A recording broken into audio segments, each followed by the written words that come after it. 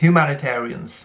ENTJs are often seen as ruthless overlords, determined to win at all costs. Well, they are certainly driven to the point of being extreme on many occasions, and this can definitely spill over from time to time. But there is a trait of theirs that is so often underplayed or downright ignored. Deep down at the bottom of their function stack lies introverted feeling, which is often concerned with values and therefore motivations. There is a famous rivalry between two of the greatest chess players of all time, Anatoly Karpov and Garry Kasparov. Kasparov is an ENTJ by most people's estimations. His rival Karpov once said, "Kasparov and I have nothing in common. For me, chess was the end. For him, it has merely been the means." After dominating the chess world for 20 years, Kasparov went on to do lots of humanitarian and political work. This is something you often see from ENTJs. Once they've made it or achieved something in their field of interest, it then becomes like a launch pad or a vehicle for them to then do work that lines up with and promotes their values in the world. In some ways, it represents a full development as an ENTJ, integrating that inferior function. In the same way that an ISTP or an INTP might go on to impart the knowledge they've gained and educate people in a kind of FE way, or an ESTP or ESFP might finally narrow down on a vision they want to stick to and channel all of their energies into. ENTJs integrate their inferior function in a similar way, by embracing their individual values. Not opinions, thoughts, or strategies, but actual values. Things they stand for out of principle. I've mentioned before that there are people who know who they are, but really struggle to reconcile that with the rest of the world and the way society is. Then there are people who can play the game extremely well, achieve pretty much anything they want to. They know how the system works and how to work their way up it. But when it comes to knowing who they are, they can struggle a lot. As you can imagine, ENTJs are in the latter category. When they finally embrace that side of themselves, they're in their most, I would say, powerful and impactful, but also stereotype defying mode. Creativity. It's funny because this is quite an obvious trait of theirs that doesn't seem to get mentioned that much. Almost by definition, in order to get things done, to be productive and to lead effectively, you need to be a problem solver. And to be a problem solver, you need to be creative. I think the reason they aren't typically seen or described this way is because they're also extremely systematic. And those two things are seemingly at odds with each other. It's important to remember that they're a type that combines thinking, intuition, and sensing in a very powerful way. In the socionics typing system, ENTJs have what is known as demonstrative NE, meaning it's something they can use in a very powerful way, just happen to prefer NI. Like with all personality traits, it is also relative to other people. If you had an ENTJ working with an ENTP, inevitably the ENTP would see the ENTJ as overly rigid, structured to a fault, or even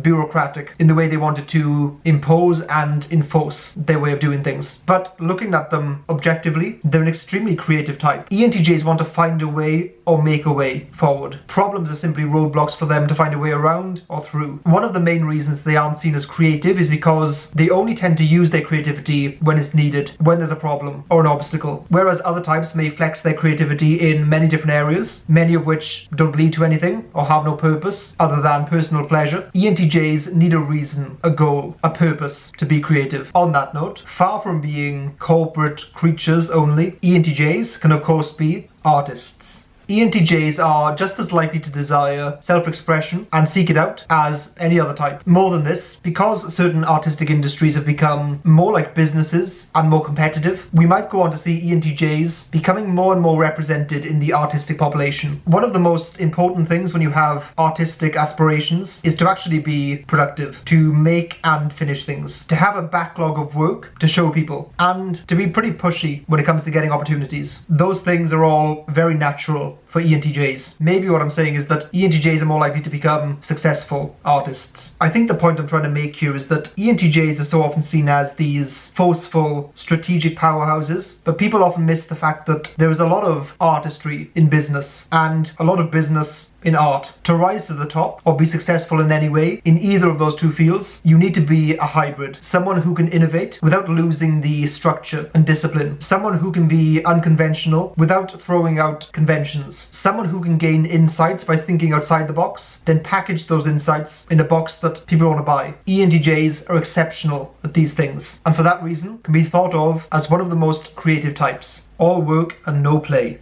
Now, ENTJs can certainly be of the opinion that work is more fun than fun. But they also have a very different side to them. This other side is one of indulgence, seeking out sensory and sensual pleasure, devouring the joys that life has to offer, embracing adventure. Yes, they're going to be work first and play later most of the time, but nonetheless, they can really go all out when they decide to play. I imagine there are certain ENTJs, and you could call them subtypes of ENTJs, that would more resemble ESFPs or ESTPs in their approach to life. If you are such an ENTJ who doesn't match up with the stereotype of being all about work and their career, then let us know your story down in the comments below. Also, ENTJs are one of the most banned types on our Discord server, so feel free to look in the description below for the link if you want a good time, but not necessarily a long time.